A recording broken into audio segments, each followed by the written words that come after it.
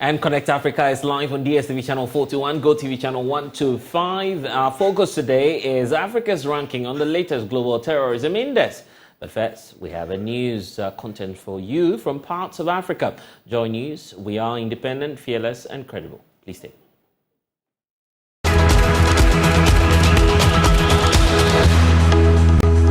According to authorities, a student pilot and instructor lost their lives when their aircraft collided with a passenger plane over Nairobi, Kenya.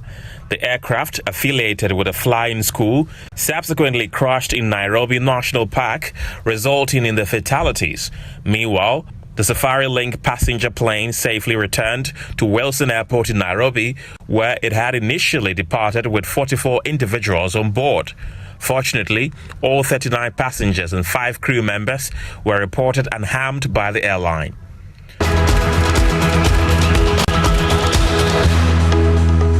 A prominent ex-government minister in South Africa has parted ways with the ruling African National Congress. Nathi Nleku lamented the transformation of the ANC into an entity he no longer identifies with, criticizing its implementation of strict measures and the dismantling of state-owned enterprises. Nleku, who was allied with the scandal-plagued former President Jacob Zuma, expressed his dismay at the party's direction.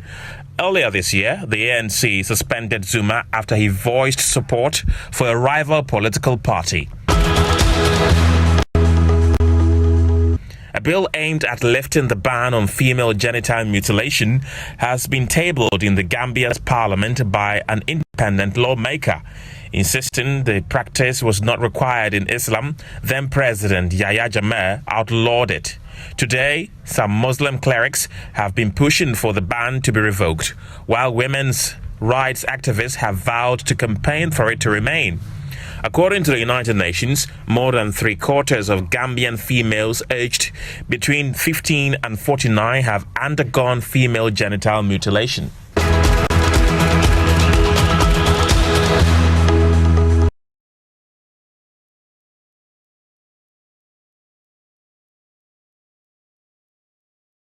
And thanks again for joining us on Connect Africa with me, Blessed Suga. Now, a bill aimed at lifting the ban on female genital mutilation has been tabled in Gambia's parliament by an independent lawmaker.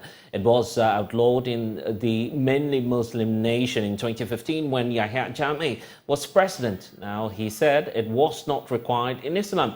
But an influential Muslim cleric and together with a group have been pushing for the ban to be repealed, while women's rights activists have also vowed to campaign for this to remain in place. Mr. Jammeh's 22-year authoritarian rule came to an end in 2016. More than 3/4 of Gambia's females aged between 15 and 49 have undergone this female genital mutilation. Let's speak to Alma Mergiba, who is a member of the Gambia's parliament, joining us via telephone now from the Gambia, I believe, who has, of course, been looking at these issues in parliament. Thank you so much for spending some time with us here on Connect Africa in Accra. Many questions on why parliament would want to consider this bill, which human rights activists say would be against the rights of many of your citizens. Why is this happening in your country? Thank you very much, Carlos, and I thank Joy TV. I am Honorable Alma Mergiba. What I've also had, Jammeh has never been authoritarian in his rules. I think I would also connect that. And I'm also and I'm the MP of his constituency in Fonyi, Councillor, where the birthplace of Jammeh. It is the people who have made sure, and you have the right to talk on issues regarding this. So I want to come straight to the point. The bill is an overwhelming majority that the Gambian people have decided that they will not be onto laws that are draconian, or laws that are discriminatory, or laws that only favor a cohort group.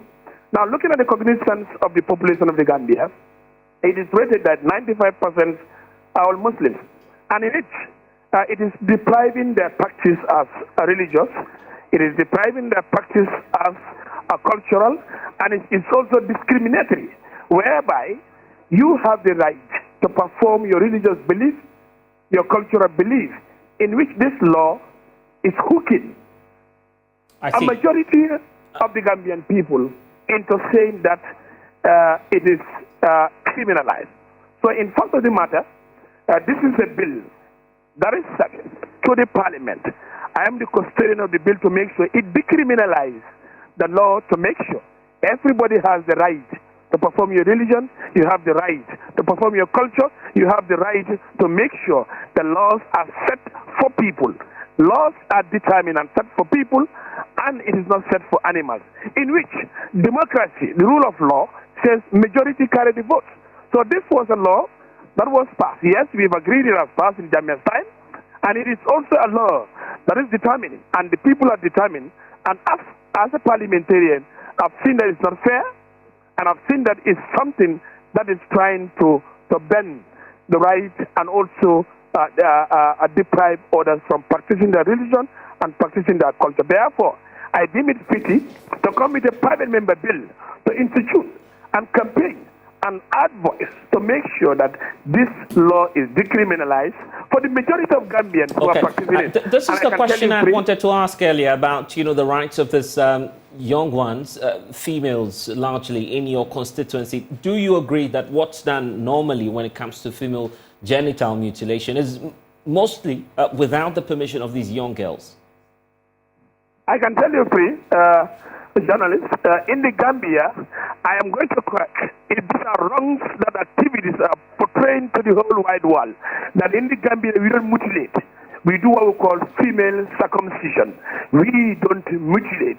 And this law that I'm trying to ask or send signal for it to be decriminalized, it is called female circumcision. Yeah, but this is my question. My question is about doing this. My question is about doing this against the will, against the will of these young ones. Mutilate is a word that is borrowed, that is used by the Western conspiracy. And in Africa, in the Gambia, we do what we call female circumcision, not mutilation as they are calling them. I'm asking a very direct question. You agree that all of these things are done without the consent of these young girls? It's against their rights, isn't it? It's not the case. These are religious, and in religious, you practice based in the teaching of Prophet ﷺ and the Quran. Secondly, it is tradition. We will not borrow or bend our tradition for the benefit of the few. Therefore, not about consent. It's about what Islam teaches. It's about what religious teaches. And majority are saying that we want this law to be removed. And this is what we are working on. It's not about consensus. It's about what Islam teaches us. And we will not be pressurized by the Western conspiracy and activists that are only following their interests and their aspirations. So it is religious, it is tradition, and in so doing, we will bank on this element to make sure we succeed as a country, we succeed as a people. Already in your country, human rights organizations are taking on Parliament, criticizing your house and, of course, yourself for bringing this to the fore. Exactly what are you seeking to cure by the introduction of this bill? One, I am seeking to decriminalize the law. In decriminalizing it, we are to ask and make sure the practice is done by the teachings of the Prophet ﷺ and our traditional practices. Two, we are not working on mutilation. That's correct out of it. It's a straightforward thing. They just want to distort our aims and objectives and our aspirations to make sure we include everybody. The third one is we want a fair game. Those who want to do it, they are free to do it without no barricade of law. If you don't want to do it, you're also free, that no barricade of law. And again, the fourth one is we don't want to inculcate discrimination. And if where discrimination is, it is going to be something that is ugly. So therefore, it is freedom. And the country as of now, I can tell you, a higher percentage, 80 to 75% of Gambians go through and accept and are willing to be into this female circumcision.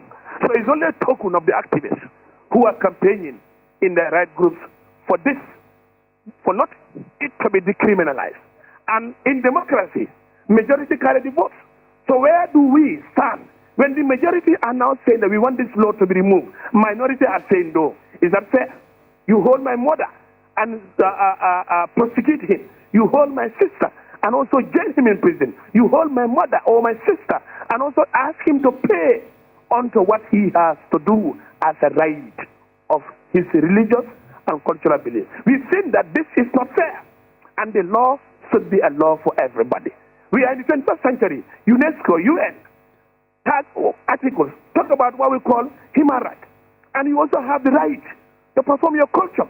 So why are they in deterrent to make sure that our cultures are not performed? And they are now saying no against our culture, and we will now tell them that we better take our culture than their issues. I can tell you for free, in France, I've saw the news whereby, in France, they're talking about what we call abortion.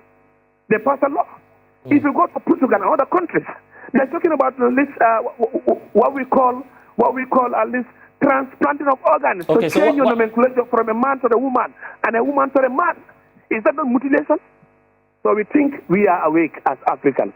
It is high time for Africans to realize their potential, and it's right time for Africans to walk into consolidating their traditions and beliefs. We should not be dictated by the West, and enough of Western conspiracy, enough of Western dictatorship.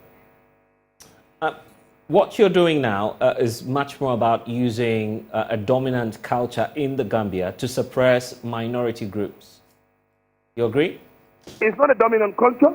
It is the minority that are suppressing the majority. A law was passed for the minority. So we are now saying that we want that law to be unequal.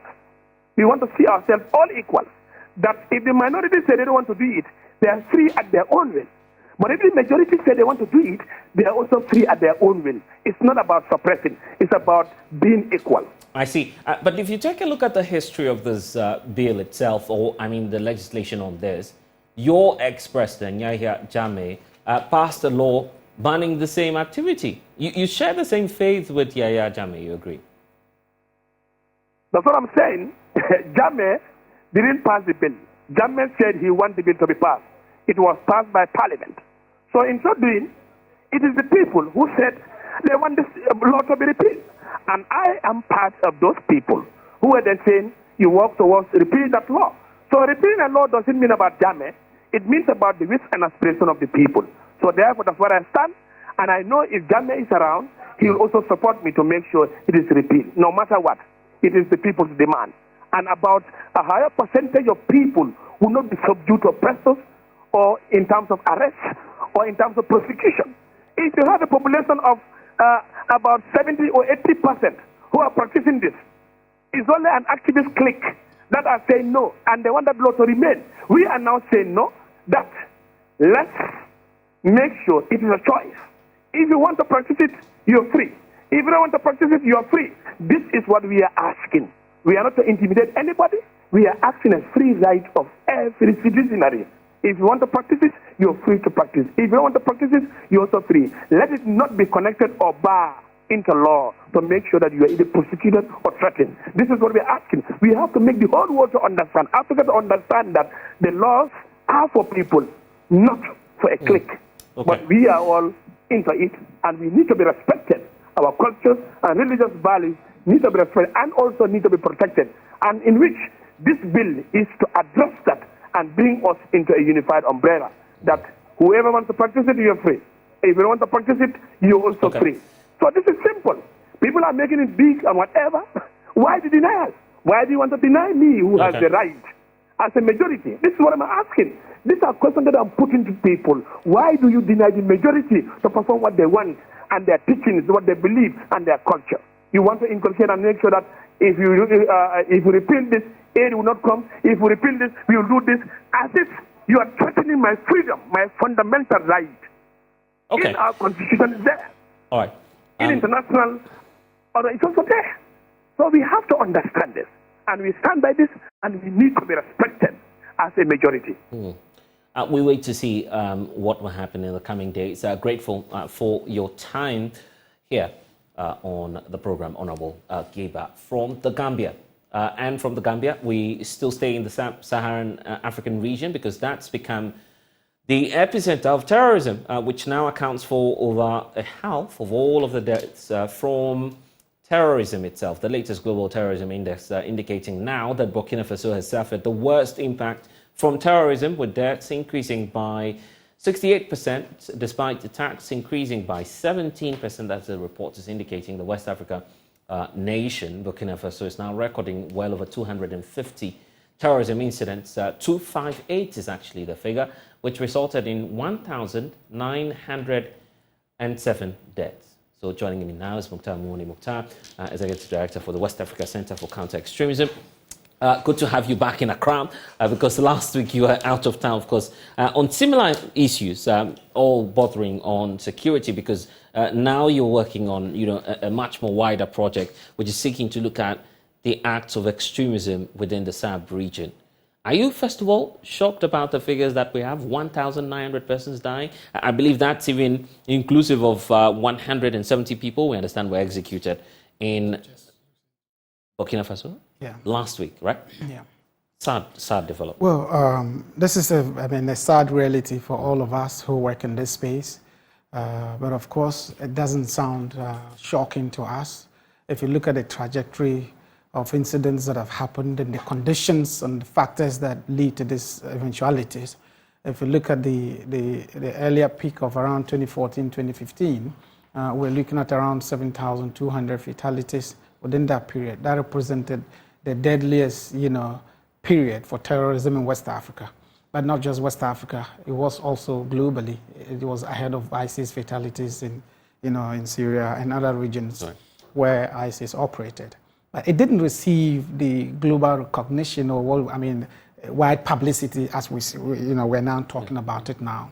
The Global Terrorism Index has helped highlight the issues in a much more broader, more global sense, and now we begin to talk about it in a way that puts context to the issues. If you look at what has happened in 2022, 2023, you would know that we are actually, in fact, just before the year ended, our narratives, our conversations were that last year would register as the deadliest year for terrorism in West Africa, apart from the period 2015, 2014. And we're seeing clearly, we are yet to properly account for what happened last year. And the worrying situation is that what is happening in Burkina Faso is not getting any better. You just saw that the index shows that Burkina Faso has jumped to the leading, the area that leads in terms of fatality, in terms of attacks as well.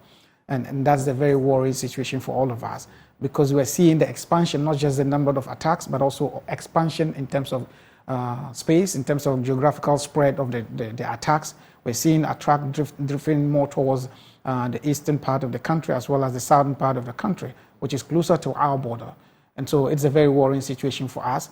We began talking about it, in terms of raising the alarm for Ghana and other coastal states that we risk being overrun by extremist violence, because we're seeing the threat descending towards coastal states. And that's the reality that we are facing now. And it's about time we did more than we have ever done as coastal states to deal with the challenge. Right. And even as we go into, the facilities, the point about how the sub-region, already whenever we talk about the sub-region, it then comes back to the sub-regional body ECOWAS, which, of course, lots of criticism around it. But beyond that, any more initiatives that we should be looking at? Some say this is the time for us to reinforce the Acry Initiative, which some say is also not as effective. I think so far we've got quite a number of initiatives that should work for us well if they are properly tooled to deal with the challenge. And learning from the experiences of the past in terms of dealing with the threat in the Sahel. In the last 12 years, we've seen significant, effort in the Sahel, both local efforts, international efforts. MINUSMA by the UN, it was great, huge, effort in dealing with the situation. We saw, the French forces, Operation Rakani, and several other efforts in dealing with it, in addition to other local programs to deal with the threat in the Sahel. Now that has failed. It has failed significantly, unfortunately. And looking at what is going on, it clearly shows that coastal states are at risk. Acry Initiative is meant to, to help prevent, stop the spillover onto coastal states. And we all love the Acry Initiative and its focus, because it emphasizes intelligence coordination and sharing and using non-kinetic approach to dealing with the threat, which is great because we are concerned about the over-securitization and militarization of the efforts. And unfortunately, also, we would want to see the Acry Initiative more than what we are seeing now. We want to see other international efforts in dealing with it more than we are currently seeing. ECOWAS, of course, has been challenged clearly, and I mean, it's a very difficult situation for ECOWAS now in dealing with regional security. The Security, Peace and Security organ of ECOWAS has not been able to assert itself as, agency. And this is where those who still believe in globalization feel the problem should go beyond the region. Let's bring in external bodies. You're working on a new project that's seeking to have a sort of coalition around, the international community and others within the space to try and at least deal with the remote or connected factors that are influencing terrorism within the region. Already we have international efforts here. It's just about the mechanism through which that happens, or the framework that guides that kind of coordination. We're seeing a lot of international efforts through the UNDP and other organizations here.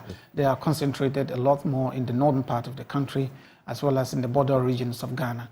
What we need to do is to be able to provide a kind of coordination mechanism that allows all of us to track the progress of the work that we're doing in terms of our capacity to build resilience and also to prevent a spillover onto the space. And like I'm saying, this nation is, of course, is vulnerable like all the other coastal countries. And we are quite late in getting to the position to deal with it. Ghana has been late and all of us have been late. And so we need to double up efforts to ensure that we build enough capacity to deal with it. The States, of course, has been late, but we're seeing significant efforts now with the joint support of other international actors in dealing with it. And as I speak now, there's a framework, and I've mentioned it quite a number of times, by the National Security Ministry, put together to deal with it. That framework needs reviewing, and I think that there are current efforts at reviewing the framework that allows all of us to work on it. And next week, some of us will be in the north to engage civil society to help review it. But nonetheless, there's a lot more that needs to be done to prevent the spillover onto our space here. Okay, let's look at it this way. The reality for countries such as Ghana, Ghana especially shares a border with Burkina Faso. So it goes without saying that there is an implication for us. Except to say, are we really coming to terms with the effect and possible threats that might come from this region? Well, the threat is here. The threat is here. It's naive to say that Ghana has not been attacked internally or externally from elsewhere and that we're not part of the victims of terrorism. We are big victims of terrorism. It's impacting significantly already in the northern part of the The president says, sorry for cutting through, we are the only country spared, at least in the SAMP region. Yes. I mean, we're surrounded by countries that are already experiencing attacks. And in spite of the fact that we've not been attacked on home soil, we are suffering the effects of terrorism in the region. We're suffering in terms of commerce and trade between us and our neighbors. We're suffering in terms of what we can have in terms of access. We're suffering in terms of the infiltration of immigrants. I mean, the refugees who are looking for refuge here. We have over 8,000 people reported to have come into this space. That's a huge number. And that impacts on your local... An influx of 8,000 within this year alone? Yeah, not this year alone. Right. It's been in the last maybe 4 or 5 years we've seen that number coming here. Right. That impacts significantly on local resources and competition among the local residents for space and for resources and social amenities and all that. That itself can breed another layer of insecurity and threat to all of us. We're seeing that, I mean, the threat impacting on planning and in terms of business, in terms of education and everything. So we are actually suffering the effect of terrorism in the region, and we should not, pretend about it. We need to do more to ensure that, and I think that if we need to really elevate the focus in terms of dealing with terrorism, we need to go beyond what we're currently doing and emphasize working with these other partners, other countries. We need to work together, seeing it as a regional threat, work together with Burkina Faso more than we're currently doing. We need to work with Benin and Togo and Cote d'Ivoire more than we are currently doing. We need to see it as a regional threat, a threat that is common to all of us, and not just the problem of Burkina Faso. At least the good thing is that our president has admitted that indeed we have that challenge, except to say he's speaking less on the strategies. Do you feel that the government is getting their strategy right on this? I think there have been quite some gains and some faults or some challenges in terms of approach to dealing with it. And I've said a few times that 3 years ago, the way we talked about terrorism or the threat, even from the perspective of the state, the way they viewed it is significantly different. Because at the time and before, it was seen as a distant threat. And so you talk about it and they see it as something that should be dealt by the military or the security agencies. Now they're moving closer to the position that is desired, that is something that requires a whole of society approach, that requires civil society and the local population. And that if you focus on military or securitized approach, you would undermine efforts and it can itself breed insecurity. There are other things that, like what our president talked about, and that seemed to have affected the way we see our relationship with Burkina Faso. And that is a big point that we need to emphasize. And that is something that the state needs to work on.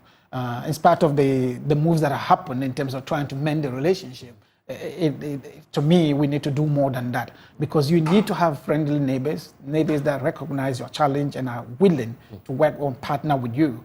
But it doesn't appear like that. We need to do more than that. The Regional Security Council for many of the parts up north are beginning to respond. We're seeing them hold meetings and talks on how to strategize along the borders and to prevent that spillover effect.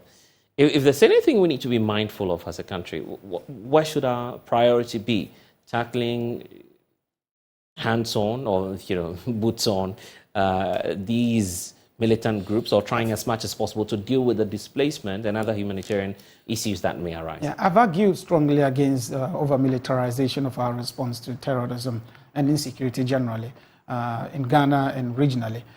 But we need a good measure of it to ensure that it serves as deterrent to these terrorist groups and people looking to cause violence. But the most important thing is, how do we build local resilience and local capacity to deal with our own situation? How do we ensure that we look at the challenges, the factors and the drivers that lead individuals to embrace these ideals or to get recruited into these groups? Our local challenges revolve around what? Marginalization and the issue of governance and development. Marginalization in the northern part of the country that involves minority ethnic groups, including the Fulbe and other minority groups, can be a significant factor that can lead us to the fate that Burkina Faso is in right now. The challenge of development is huge. There's governance deficit in this part of the country. There are many parts of the country, by May or June, you may not be able to access it because the roads are not good and that there's water on spillage and other things. And so these things are huge issues. Issues of unemployment are big issues. And the single biggest factor is the issue President talked about. The president spoke about the issue of conflict. If you look at the Global Terrorism Index, the current one you're looking at, it clearly revealed that over 98% of all terrorist violence and terrorist fatalities happened in countries that are already in conflict.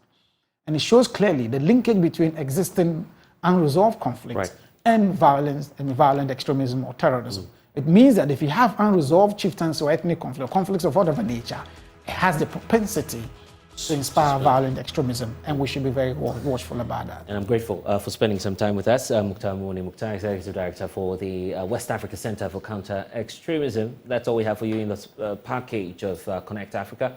With me, Blessed Sugan. For more news, log on to myjoyonline.com. More stories there for you. Thanks for watching. Bye-bye. See you again.